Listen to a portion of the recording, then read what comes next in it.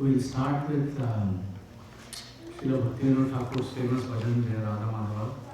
Srila Prabhupada said that it contains the entire spiritual realm within those 4 short lines. So please join call and response. The more we sing with our heart, the more we will enter into the spiritual realm. Thank you. Jaya Radha Madhava Jaya Kunja Vihari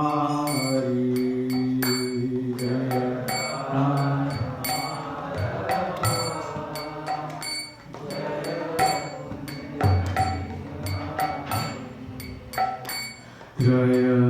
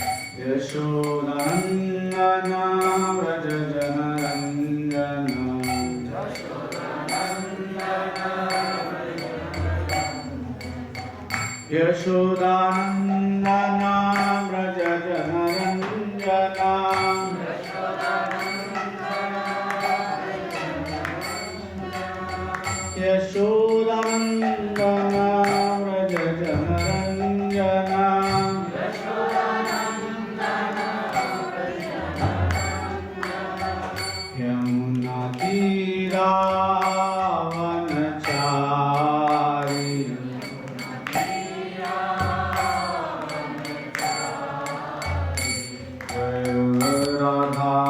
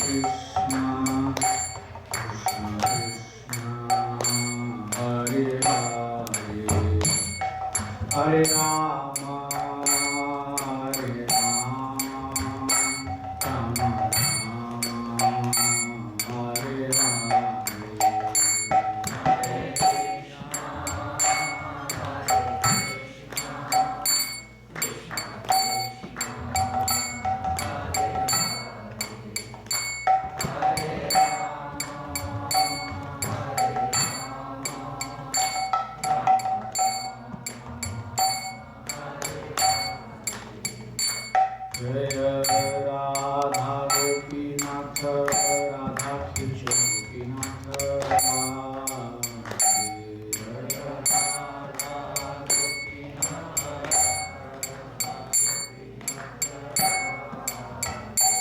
Jaya Radha Giridhari Radha Giridhari Ram Jaya Radha Giridhari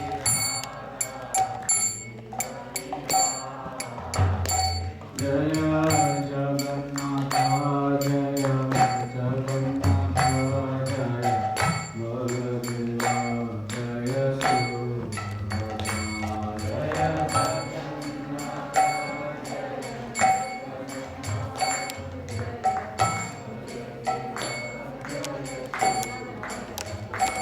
Jaya Lakshmi Nrsimha Jaya Lakshmi Nrsimha Jaya Lakshmi Nrsimha Jaya Lakshmi Nrsimha Jaya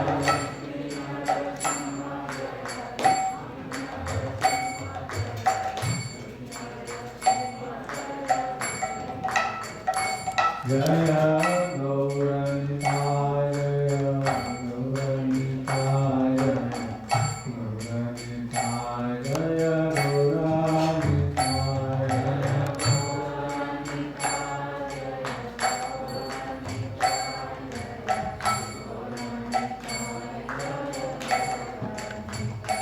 Jaya Prabhupada Jaya Prabhupada Jaya Prabhupada Srila Prabhupada Jaya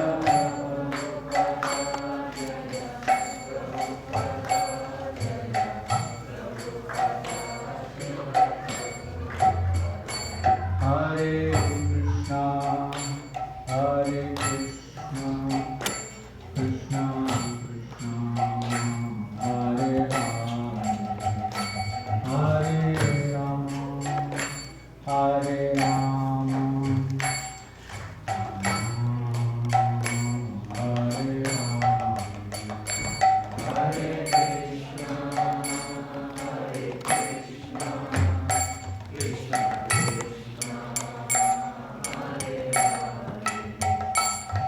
Hare Rama Hare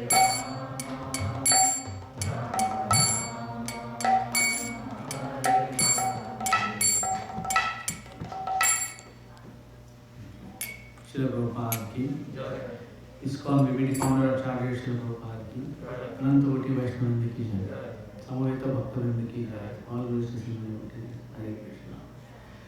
Thank you very much for choosing to spend your Sunday afternoon at Iskcon Brampton. This is a long weekend, so long weekends are quite valuable, but yet, despite all of the other pressures and commitments that everybody has, you've still taken the time to come here to Iskcon Brampton, so we're very grateful to you. And our hope is, our prayer actually is that we can use your attention and your time for your benefit. So we want to serve you all. Today, the topic of today's class is, yesterday, actually Saturday, was the appearance day of Shyamananda Pandit, Shyamananda Prabhu, and also Vamshivardhan Thakur, and it was the beginning of Krishna's Vasanta Rasayatra, and the Purnima was Lord Balaram's Rasayatra, and also it was the appearance day of Sri Hanuman, the great devotee of Lord Ramchandra. So it was a very special day. But I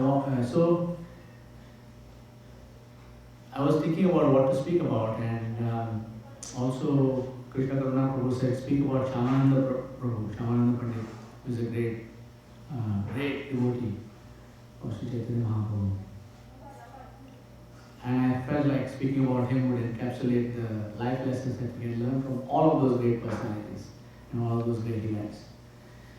So, I'm not sure if the devotees are familiar with Shyamananda Prabhu, Shyamananda Pandit. He's a great Vaishnava. He is what is known as a second generation devotee after Lord Chaitanya Mahaprabhu. So he was born just after the disappearance of Sri Chaitanya Mahaprabhu's manifest pastimes. Lord Chaitanya Mahaprabhu is not disappeared. His manifest pastimes in this our world are no longer visible. So there were three devotees, Srinivas Acharya, Narottam Das Thakur, and Shyamananda Pandit.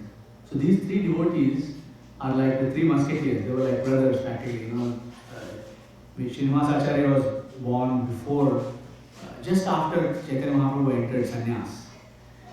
So he was the eldest one among them. And Narottam Das Thakur was born just before Sri Chaitanya Mahaprabhu went into the deity of Tota Gopal, Tota Gopinath in Jagannath Puri. And Shyamananda Pandit was born just after. So they were all, they sort of, they carried forward Chaitanya Mahaprabhu's mission in very special ways. And for example, in the song that is here, Narottam Das Thakur, Sri Krishna Chaitanya Prabhu, Daya Karo More, he's singing about Daya Karo Sri Acharya Prabhu Srinivasa. He's talking about Srinivasa Acharya in that song. He was a great dear associate, like an elder brother to Narottam Das Thakur. And Shyamananda Prabhu is a very special devotee who received training from one of our Sampradaya Acharyas, Srila Jiva Goswami. But he's also, practically speaking, the founder of his own Sampradaya. Not by choice.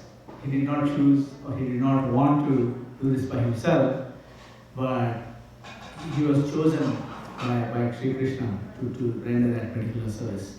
And we'll talk about that in a moment. So we can start off by discussing his birth, his appearance.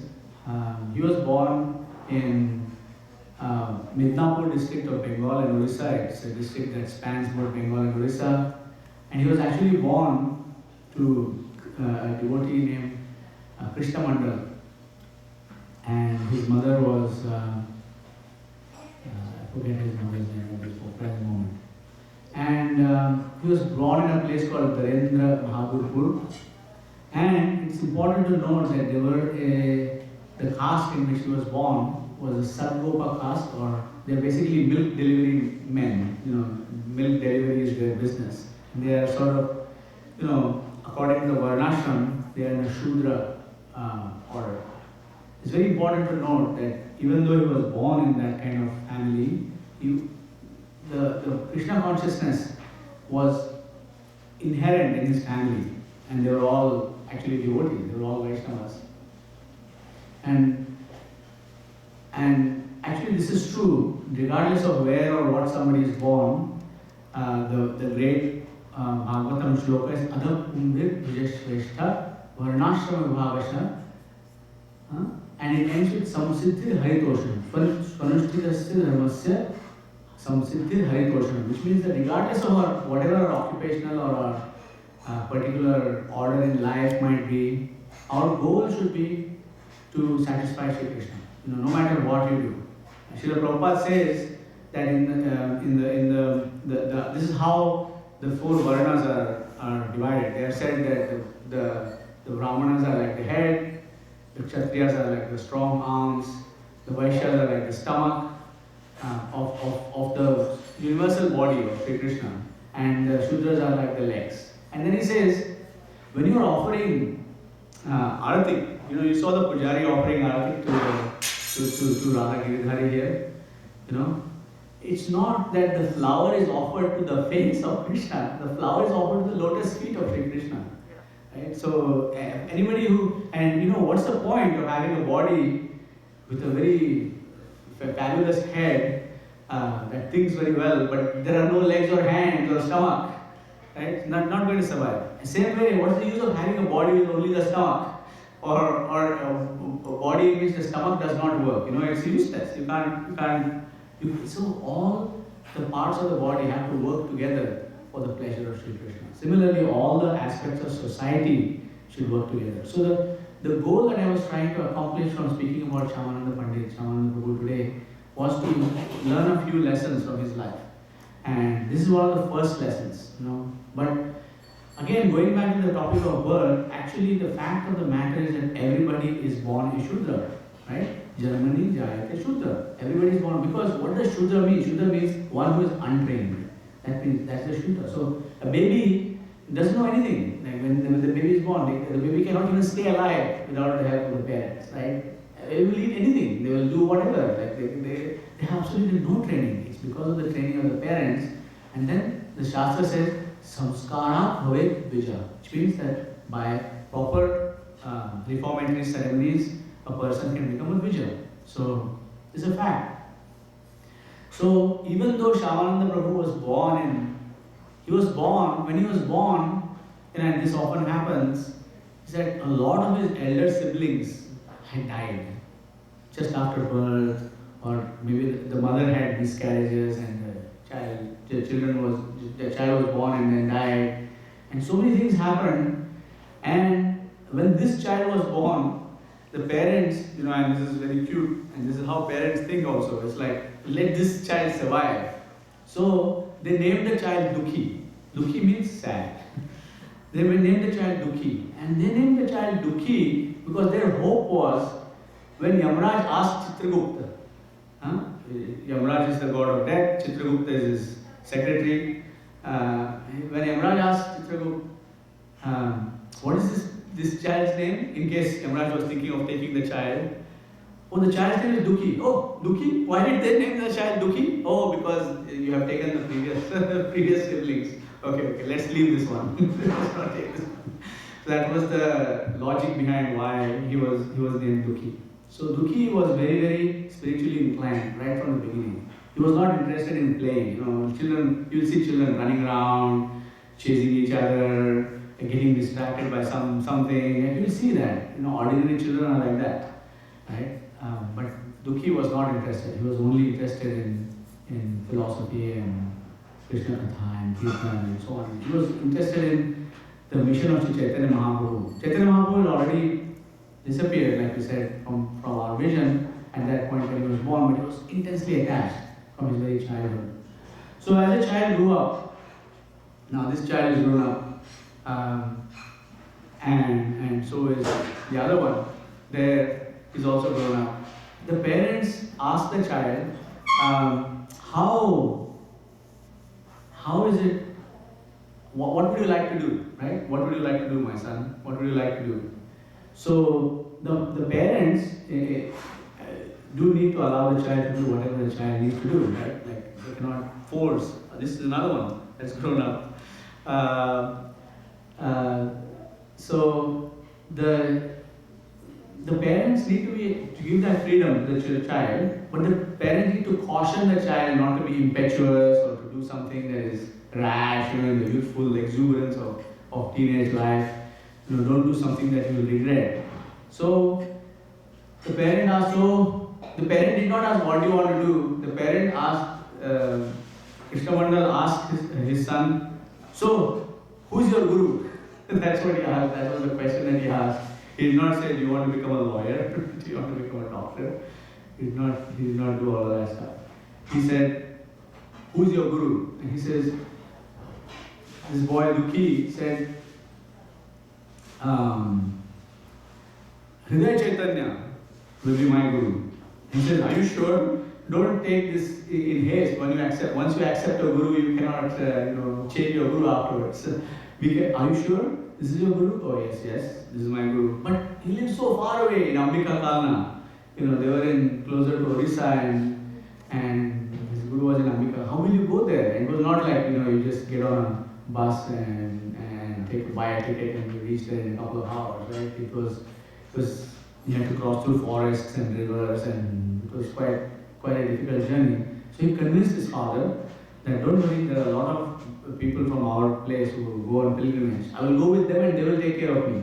He said. So his father accepted this proposal and he went to Ambika Kalna. Now Ambika Kalna is a very, very special place, which is the birthplace of Sri Gauridas Pandit.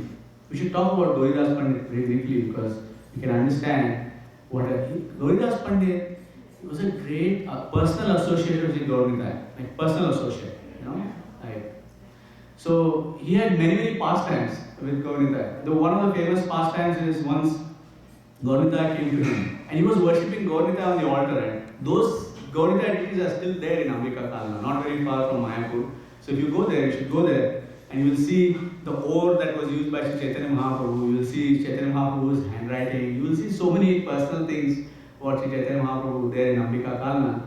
It's a very worthwhile pilgrimage to this place. But they were so he was worshipping Gaurita, and Gaurita came to visit him once, and then the visit was over. He served them, and then Gaurita started to leave, on their journey. And he says, no, don't go, please don't go. He says, no, what do you mean? We are not going, we are here on your altar. Right? We are here, we are right here. Right here. Right? So, he said, no, not the deities. I mean you, the both of you don't go. And then Gauridas Pandit, and then Gaurita says, well, we are actually the same. We are on your altar. We are eating your whatever you are giving us every day, and you are interacting with us on a daily basis. But anyways, so you don't want us to go? So Gaurita walked up on the altar and froze, just like that. See how Gaurita, they have their hands up there in Kirtan. And so they froze. And then the deities who were on the altar basically unfroze and started walking down the altar and started going out the door. He says, no, don't go. And so this Gauridas Pandit said, we are here. You just told us to stay here, and we went on the altar. So, okay, fine. So they went back on the altar, right? And they froze, and the original two that were there unfroze and started walking off the altar. And this happened a few times. He says, don't go, you don't go. And then eventually Gauridas Pandit had to accept that the deity is actually non-different from Sri Gaurita himself. So actually it's a fact that they are non-different. There's another story. Gauridas Pandit is very, very famous because once he was off. Gauridas Pandit was the pujari of Sri Gaurita, and he was offering arti, and the ecstatic kirtan was going on. The kirtan leader, just like Amar Prabhu, was leading kirtan, and it was very ecstatic. And in that particular kirtan, Gaurita was personally present in that particular kirtan. Right? They were not, they were there themselves. And because they were there, the kirtan was even more ecstatic, and it became more and more ecstatic, more and more. And Gauridas Pandit meanwhile had to control his ecstasy because he's offering arti. He cannot just break out into dance or whatever. He has to basically preserve his Brahman demeanor and continue to perform his arti. But the kirtan got so ecstatic that the deities jumped off the altar into the kirtan. And now there were two sets of Gaurita and Gaurita, duplicate, in the kirtan, dancing. Both of them are dancing, and the kirtan is getting really ecstatic. Now Gauridas Pandit got upset, and this is a relation because he's a personal associate. He's in the mood of Sakha, he's in the mood of a friend of Krishna. So he was like, here I am trying so hard to control myself to offer arti to you, and you jump off the altar and join the kirtan when I could not do that myself. So he took up a stick and started running after Gaurita and said, come back, I'm offering you arti here. Okay, so he started chasing Sri Gaurita with a stick in his hand, just like Mother Yashoda chased little Krishna with a stick in her hand. He started chasing him. And then these two Gaurita are like, oh my God, Gauridas Pandit has a stick in his hand and he's coming after us.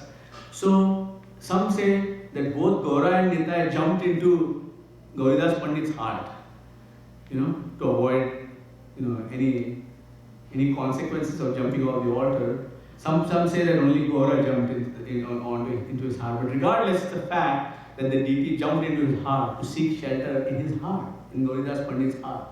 So Gauridas Pandit is such an exalted devotee. So now, Hridaya Chaitanya in Ambika Kalna was one of the senior most exalted disciples of Gauridas Pandit, Hridaya Chaitanya. This is a person. Now Hridaya Chaitanya also is a nephew of Gadadhar Pandit. So Gadadhar Pandit, Shri Krishna Chaitanya Prabhu Nityananda Shri Advaita Gadadhar Shivasari Gaura Bhaktivinoda. So that Gadadhar Pandit's nephew is our Hridaya Chaitanya, the Guru of Dukhi. So he came, he impressed his Guru with his sincerity and with his desire and his enthusiasm. And so he accepted him as a disciple. And then he added the word Krishnadas to his name. So he said, now from now onwards, Dukhi was now known as Dukhi Krishnadas. Okay? So he was not yet become Shyamananda Prabhu or Shyamananda Pandit, he had become Dukhi Krishnadas. So he taught him very much. And he was just about a teenager, 14 or 16 years old, when he came to his Guru's place. And then he learned everything that his Guru had to teach him. And then as he matured and became a young man, he requested his Guru for permission to travel. So he went out on pilgrimage. And then he went out on pilgrimage, he went all over the place. He didn't say, okay, I like it here, I'm going to stay here. He came back to his Guru after his pilgrimage. So there's a couple of lessons, which is that the disciple always stays with the Guru. It's not that once the disciple matures, the disciple suddenly now becomes independent of the Guru or whatever. That doesn't happen. We always stay dependent on the mercy of Sri Guru. He came back, and now Hridaya Chaitanya was thinking about how to improve, how to continue his education. So he said, okay, you, Dukhi Krishnadas, come here. You go to Vrindavan. I'm going to write a letter to Jiva Goswami, and he will take care of it. He will continue your education. So the student went from Ambika Kalna to Vrindavan, just like Mahaprabhu went to Vrindavan. Offered his obeisances to Jiva Goswami, gave the letter from his Guru Maharaj, Hridaya Chaitanya, and so Jiva Goswami accepted him as his Shiksha disciple. And this happens sometimes where one Guru will send you to somebody to get a certain kind of education. My Guru has sent me to many people to get different kinds of education. Ask him this question, ask him that question. And he comes to figure out. So he has told me this many times. So it so happens. But those other spiritual masters don't become my Guru. They are assisting my Guru in that regard. So in this way, Jiva Goswami would write regularly letters to Hridaya Chaitanya, explaining the progress of his disciple, and Hridaya Chaitanya would write back he would say, my dear Jiva Goswami, you please teach him the confidential secrets of devotional service. And to his disciple, Dukhi Krishnadas, he would say, you just remember that Jiva Goswami is acting on my request, so you should treat him as an extension of myself. You should listen to whatever he says to you. So this communication was going on between the Diksha Guru and the Shiksha Guru. It was going on.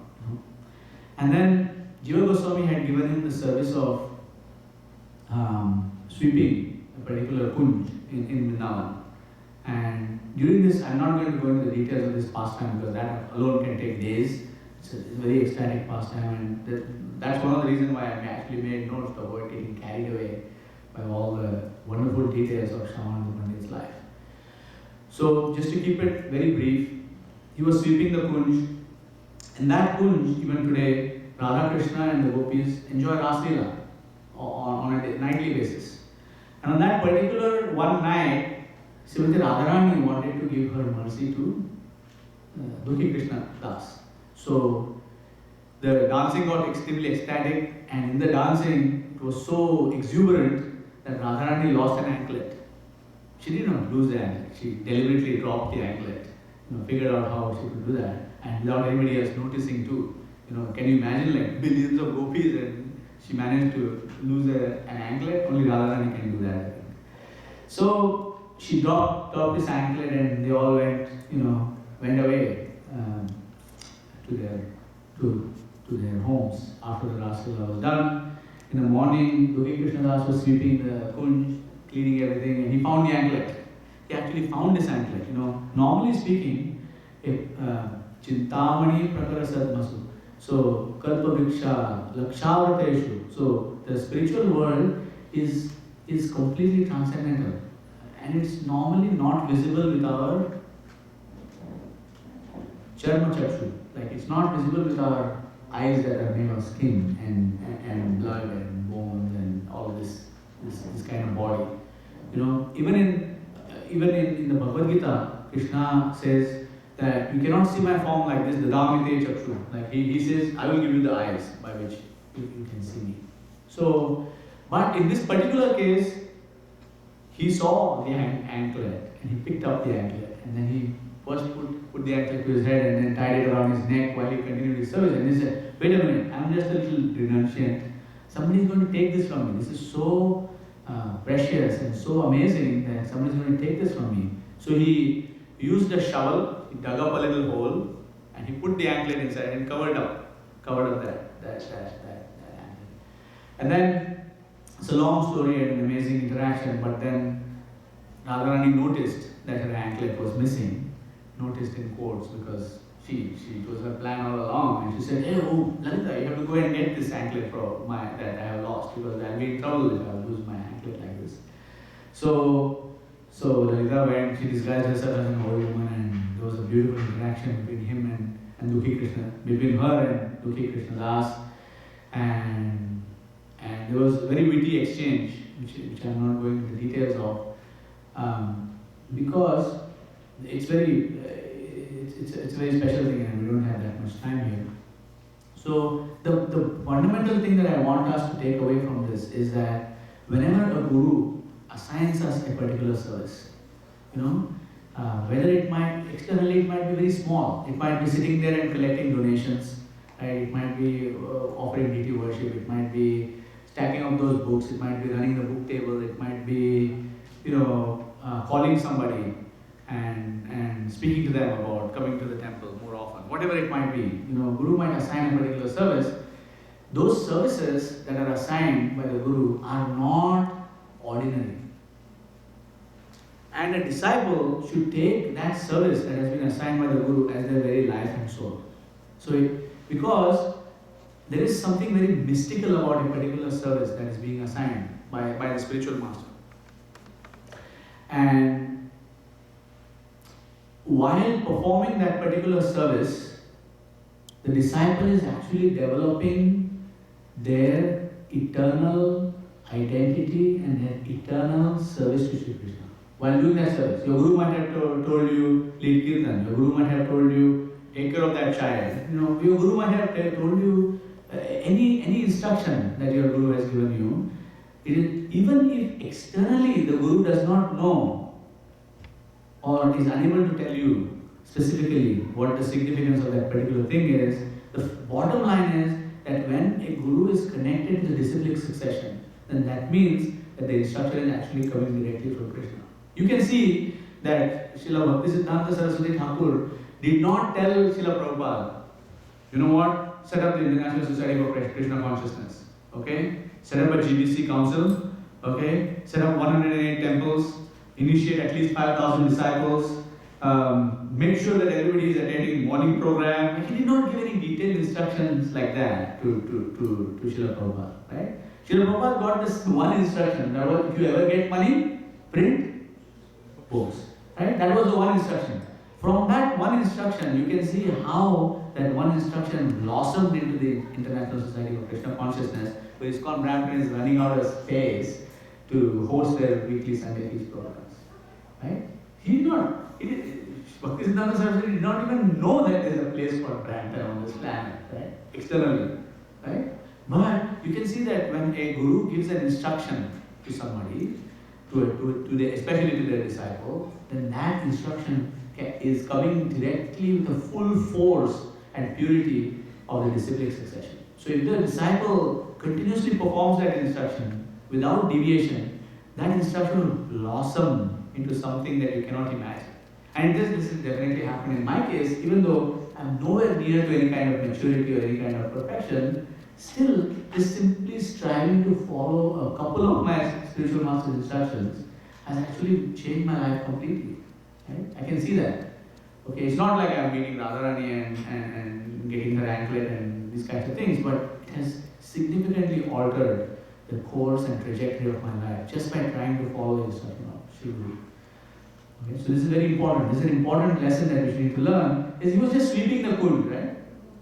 That's what he was doing externally. That's what he was doing. But he ended up meeting Lalita Devi, Vishaka Devi. He ended up meeting he ended up getting his Siddha Swarup as Kanaka Manjari. So he ended up doing all of these amazing things just by following the instructions of his Guru. And what was the instruction of his Guru? Whatever Jiva Goswami tells you, you do that. Because you treat him as an extension of myself. So then Lalita Devi said, do not tell anybody about all of this stuff. Keep all of this stuff confidential. And it's true, when Srila Prabhupada was asked, who are you in the spiritual world? And he says, will you believe me if I tell you? He did not actually disclose that stuff openly, though there are lots of clues as to who he is in the spiritual realm. So, when he was asked to keep this confidential, she said, you can tell Jiva Goswami. Jiva Goswami is Jivaka. So Jiva Goswami is a pure devotee himself, so no problem. You can tell him, but don't tell anybody else. Because you know what will happen. I am this gopi and I am that gopa and I am Krishna's flute in the spiritual world, and people start basically taking on these things. They are not qualified. They said, oh, I feel like I am Krishna's parent, and meanwhile they are suffering from all sorts of material desires and all sorts of afflictions there. How can it be possible when they are in that kind of mood of being Krishna's parent and they are doing these kinds of crazy things? That's not possible. So in order to avoid that, Lalita Devi said, don't disclose anybody. Don't disclose all this stuff to anybody. But there was some change in Dukhi Krishna Das. He was also given the name Shyamananda because Shyamananda means Shyama, Radharani, Shama, and Ananda, one who has given happiness to Radharani. So now he had a new name. Lalita Devi had also given him a new tilak that looked very different from the original tilak that Gaudiya Vaishnavas wear. You can see it in now the Shama and the Vaishnavas have a different kind of tilak, and he had this different complexion body. Like he was a typical Bengali man, but Bengali Oriya man. And now he had this golden complexion, and he had like a chest like a lion, like very thin waist. He had a different kind of body altogether, and it was difficult to hide it. So, what happened? Okay, happens a lot in Iskcon also. Some rumors spread out somewhere that this person, Hridaya Chaitanya was informed that Jiva Goswami is obscuring your relationship with your disciple, and he has even reinitiated him as Shyamananda. And he has given him a new tilak even. So, when this happens, it's a very big insult to the spiritual master.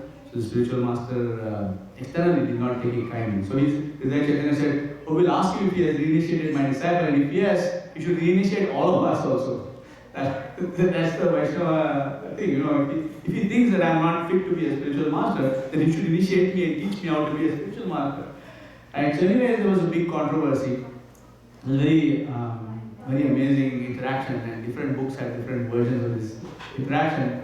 But I can tell you that it was amicably resolved through the intervention of Govindas Pandit, Hridaya Chaitanya's guru, who appeared to him in a dream and instructed him in a certain way and so on. But the bottom line is that people, they have done this to Srila Prabhupada's disciples, where some people reinitiated Srila Prabhupada's disciples.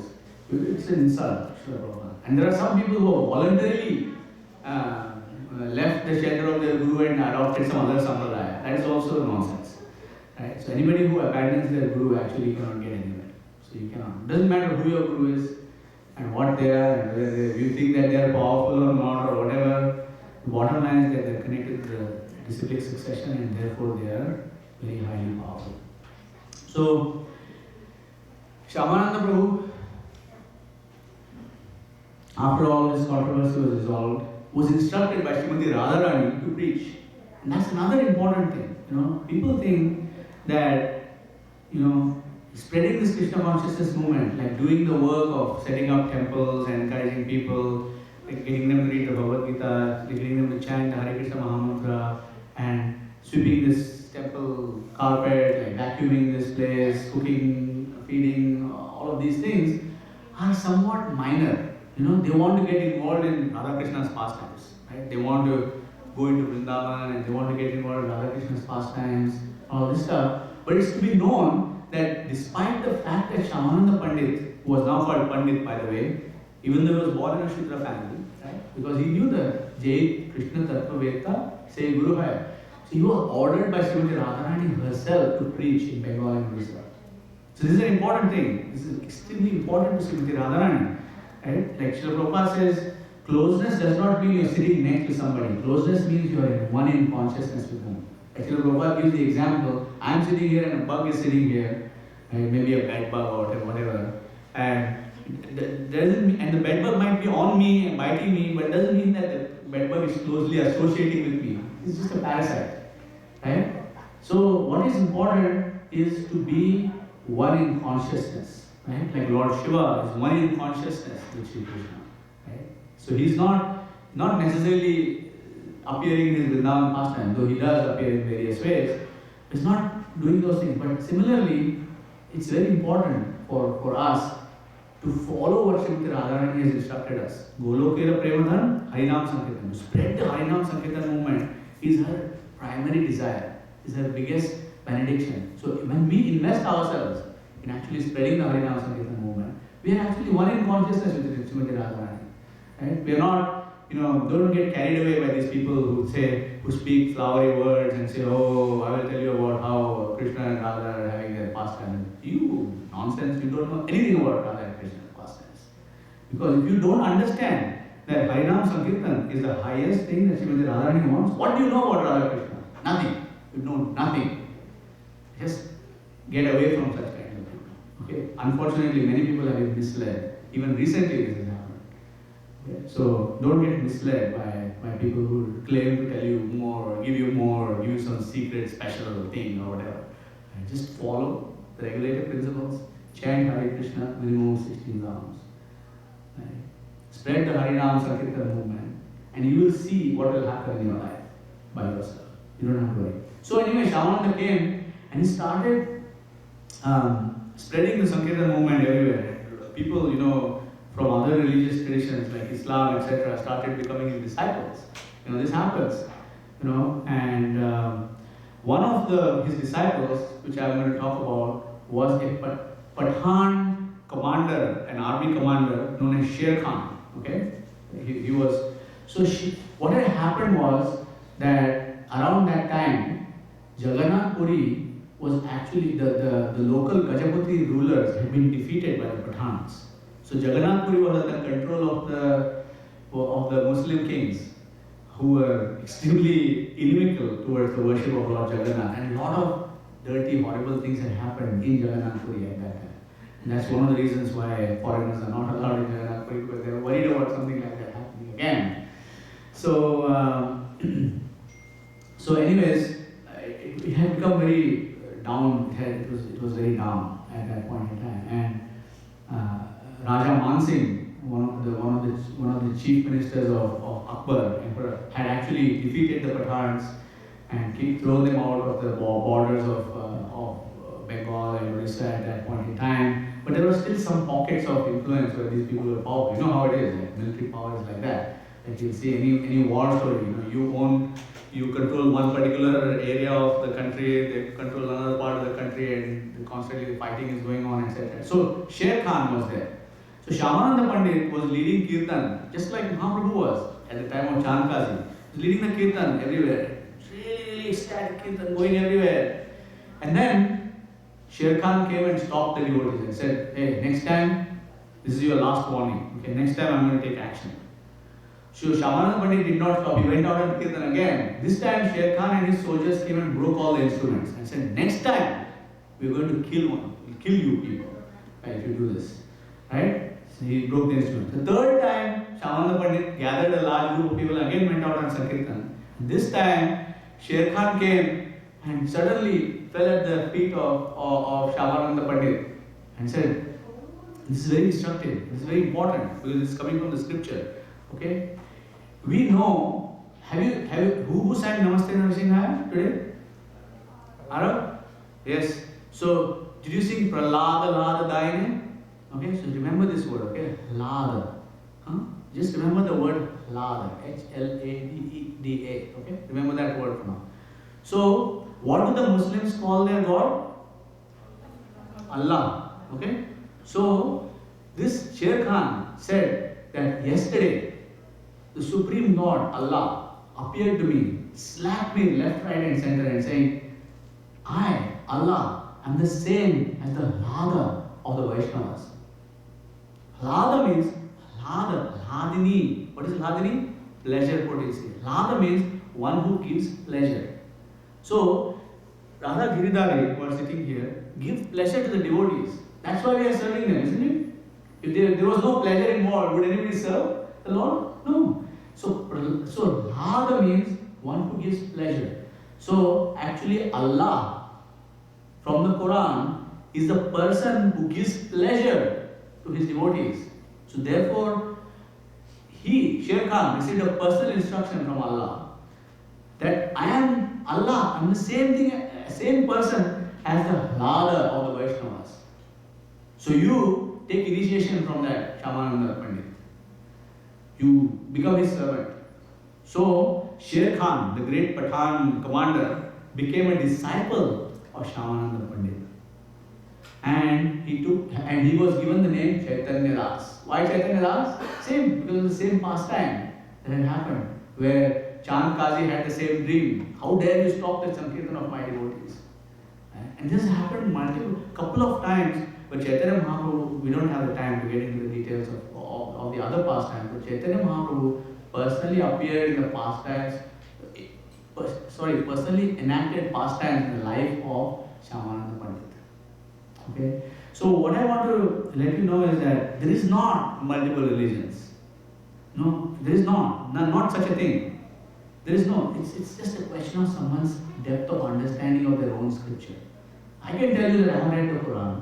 I can tell you that I have read the Bible. I can tell you that I have read the Torah, which is the Old Testament of the Bible. I can tell you that all of them are actually Vaishnava literatures. But in order to have that vision that these are Vaishnava literatures, I required education from Srila Prabhupada and his followers. And our previous acharyas as well. Right? So the bottom line, the fundamental bottom line is that a pure devotee Vaishnava is empowered. People just feel inspired to surrender to that person. And if they don't feel inspired, then Krishna will inspire them from within. Okay, so our goal, and my spiritual master constantly says this, is to try to become a pure chanter of the holy name. Because pure chanting of the holy name has all of this mercy. Okay, so I think we have covered all the points that I wanted to cover. Yes, so from Shyamananda Prabhu's life, we can learn tolerance, patience, and humility. So Shyamananda Prabhu's own spiritual master was displeased with him, Hridaya Chaitanya. But he did not become inimical towards his spiritual master. He made his humble servant. He was even beaten up badly by his spiritual master once. Externally, this was a pastime, and there's a deeper reason behind all this stuff. I don't have the time to get into all this. So I will stop by saying, we talked about the three musketeers of the second generation devotees after Chaitanya Mahaprabhu departed. So they are Srinivas Acharya, Narottam Das Thakur, and Shyamananda Pandit.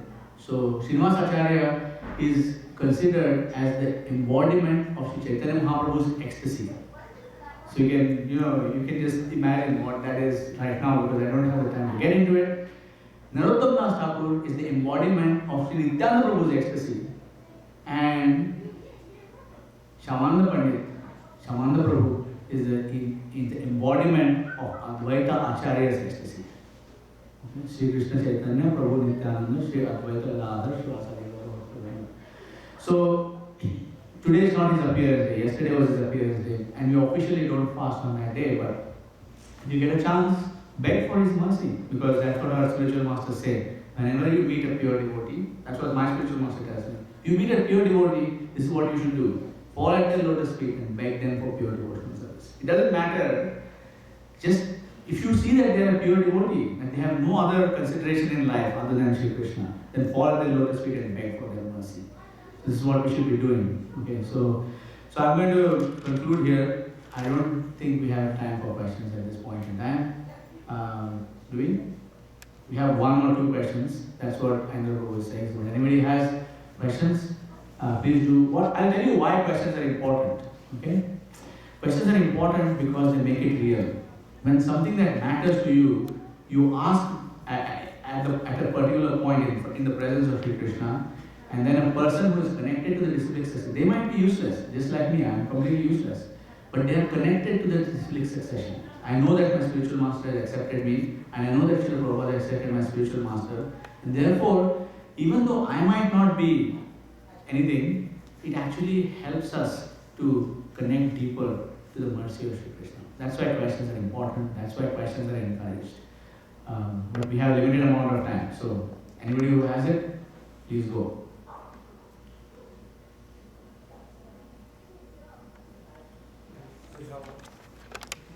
You mentioned that one the disciple should live close to the spiritual master.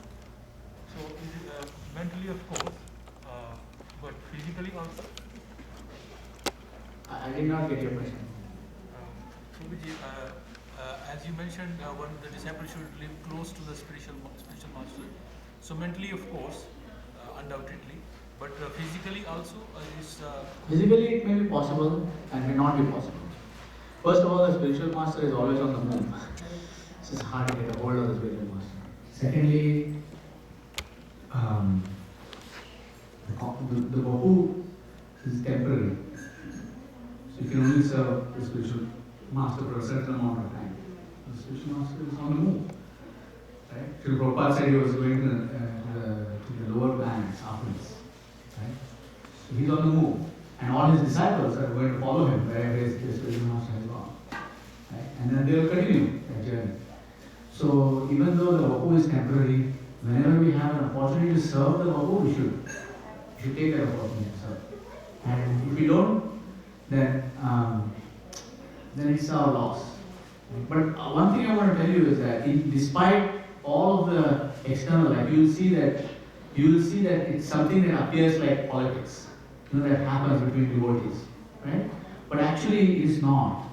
It's only externally looking like that, right? Internally, Krishna has a particular plan, deeper plan. So we should keep that in mind always and do our best to serve. And if we cannot serve the spiritual master in person, we should serve the spiritual master in spirit by following the instructions. Always. Always try our best. Take one instruction and it's enough to perfect our life. The spiritual master in our case has given us thousands of instructions because they're writing, they're publishing their writings and so on and so forth, right? They've given us thousands of instructions. But if you take just one instruction, that is enough to satisfy all the other instructions also. It happens. And the spiritual master has said, move here, move there, and the disciples do that. Thank you. Do we have any other? Anything? Otherwise, it's one question. Yesterday we are doing book distribution. Yeah. Yeah. So when we are doing Bhagavad Gita, take Bhagavad Gita, we are requesting. The person replying to me saying that I'm not pakwa, I'm not mature to handle this. I said you take home and your maturity will come automatically. So how do we react, what kind of response do we give them, Repeat the question. So the second question was that Prabhu was on book distribution yesterday and he was distributing the Bhagavad Gita, and the response from the person was that I am not mature enough to accept this Bhagavad Gita. And then Prabhu was saying that you take it and you will become mature. And did he take it? He took it. So you did the perfect thing. Your preaching was successful. What I'm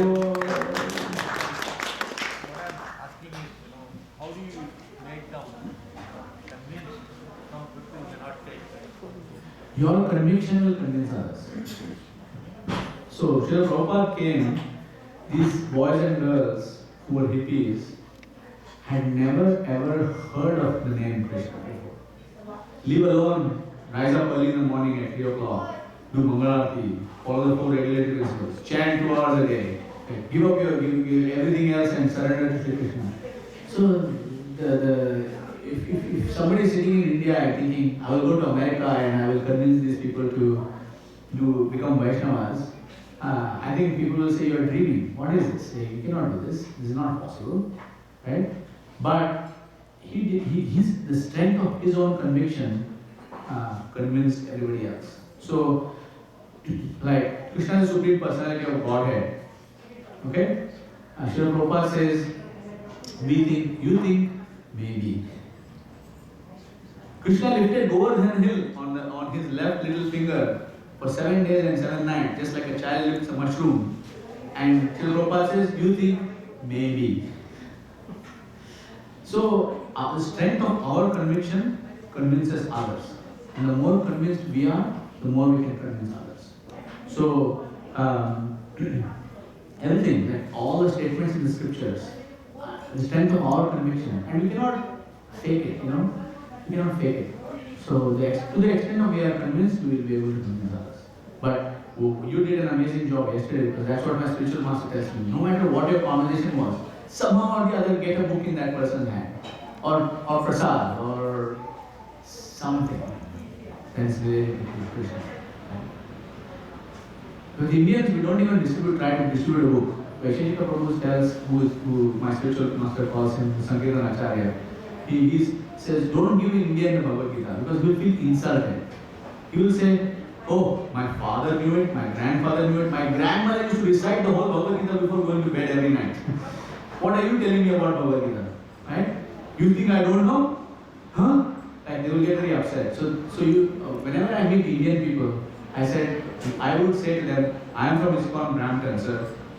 You are a very pious gentleman. Please give us a donation. And then they will give you $20. Because you ask them for a donation and they are pious, they are naturally pious in their heart. Then you give them a Bhagavad Gita and say, this is not for you, sir. This is for you to help somebody else. I know that you know it, like Vaishnavi Prabhu does it really well. I know that you know it, your mother knows it, your grandmother knows it, your great-grandmother used to recite it every night before going to bed. Right? But this is not for you.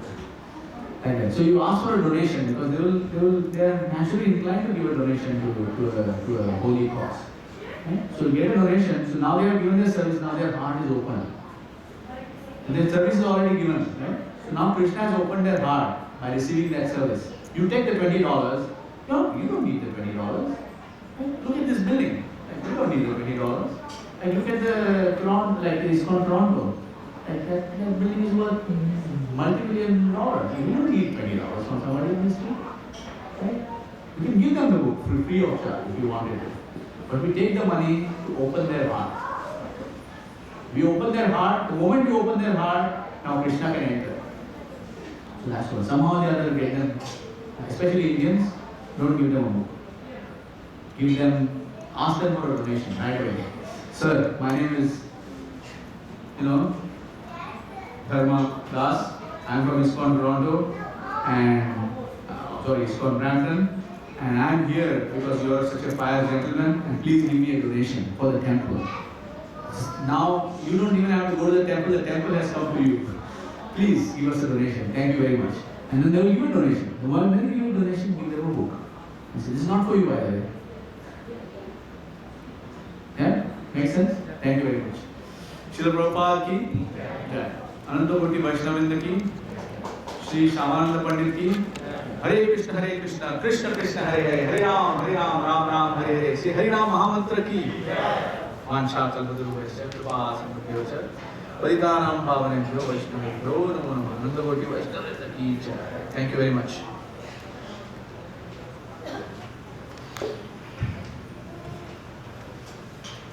Thank you so much, Mahabhagavat Prabhu, for such an enlightening discourse. There were just some announcements from the book distribution team. So, with the mercy of Guru and Gauranga, over the